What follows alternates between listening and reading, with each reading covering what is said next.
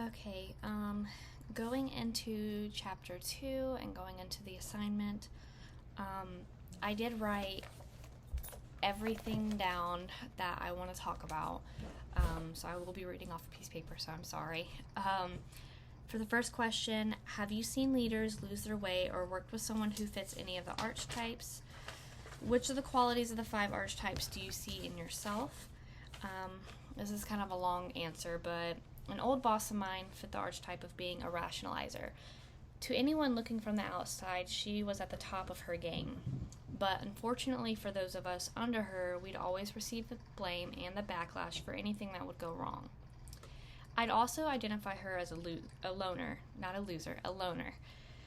When giving feedback that she wasn't providing us with what we needed to be successful, it was always ignored. So then the rationalizer would then come out to place blame on us. As far as myself, to be honest and transparent, I see myself more as a glory seeker, but not in the way of money or power, but more for prestige, but not to rise in ranks either. More of to get recognition for even the smallest achievements possible.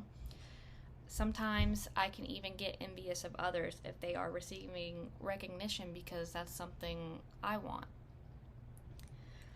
For me, I think that stems from my childhood because although my dad was a part of my life, even through his addiction, until more recently, I never got that recognition that I so badly wanted from him. I wanted him to see me achieve in school, and especially if I did something great. To this day, I still call him to brag to get that sense of recognition. I want him to be proud of me, and in turn, this can run into my work. I often tell my boss any and everything that I'm working on so that way I can get some sense of recognition. If I come up with some kind of project, I want to get that recognition or that feedback from her to be like, hey, yeah, that's a great idea. Recognition is something that's really important to me. However, I don't want it to become something that will be a derailer for me either. So for number 2, can you envision a situation in which you could lose your way in the future? Going back to that point, I personally feel like I have a good enough grasp where I don't think I could let myself get to the point of derailment. I think given everything that has gone on in my life in the past, present, and possibly even in the future, I've come too far to let myself get to that point. And I know that's hard to maybe even believe just listening to this video because of the archetype that I picked, but I feel like I have more strong will than that to let it get to that point. Like, for example, if someone does get recognition, say at work, for something awesome that they did, I'm not one to go out of my way and be like, well, hey, I did this, recognize me. I'm always going to be by their side supporting them as well, and while I may be envious, I'm also going to recognize them for their efforts and often go out of my way to recognize my teammates for their efforts because I believe recognition is important in a workplace when done correctly. For number 3, do you have a fear of failing? Do you fear what other people would think about you if you did? Are you avoiding situations in which there is a risk of failing? And how could the experience of failing help you achieve your ultimate goals? Honestly, one of my biggest fears in life is failure, and I think a lot of people could also say yes to that.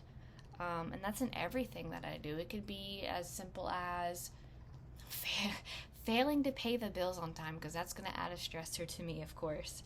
But I also recognize that failure is always going to be a means of growth and development, whether or not it seems like it at the time.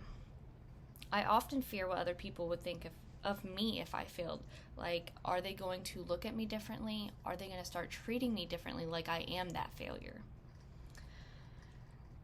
I do my very best not to avoid situations in which I fail, and that's also where humility can come in, but I try to make myself rise to the challenge, to take on new challenges and take on risk, and even if I know that I'm going to fail, that humility comes into play. I don't want to set myself up for failure, but if I do fail, I want it to give me the opportunity to step back and learn. Failing will help me achieve my goals, just like it helped Edison invent the light bulb. Supposedly, something I learned a long time ago. I don't remember from who. I know he's not technically the one who invented the light bulb, but through his many processes of going over and over and over again and failing continuously to get it right, he finally did get it right. Failing will allow you to learn from your mistakes so that one day I can reach my goal. And one of my biggest goals is to become a director of talent acquisition, but I know that's not something I need to focus on in the now. It's way too high up. For number 4, in what ways do you crave success? How is this affecting your decisions about leadership in your career? Do you choose only situations that give you a high probability of success? I crave success in a way that helps not only myself but my team's success. And I know that sounds very conflicting given that I am considering myself a glory seeker. But I also not only seek glory for myself, I seek glory for my team and the organization that I'm working for. Putting focus on team efforts means a more likelihood of not derailing. It will help me be a better leader to reach for that common goal through means of support. So, do I only choose situations that give me a high probability of success?